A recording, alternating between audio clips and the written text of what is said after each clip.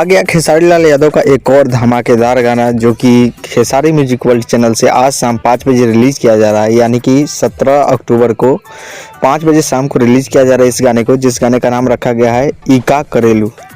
बहुत ही खूबसूरत गाना है और इस गाने के अंदर आप सभी को खेसारी लाल यादव अपने हिट मशीन दिखेंगे और साथ में जो एक्ट्रेस दिखेंगे उनका नाम है निकिता भारद्वाज।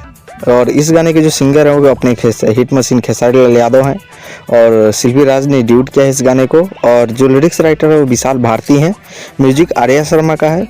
और इस गाने को आप सभी के बीच में आज शाम 5 बजे रिलीज़ किया जा रहा है Khesari music world Bhojpuri channel से। बहुत ही खूबसूरत और बवाल गाना है। पता नहीं क्यों ये गाना जो है अचानक से रिलीज़ किया जा रहा है, लेकिन इस गाना को जरूर देखिएगा। तब तक के लिए इतना ही, मिलते हैं किसी और नए अपडेट साथ। तब तक के लिए बाय, जय हिंद, जय भोजपुरी।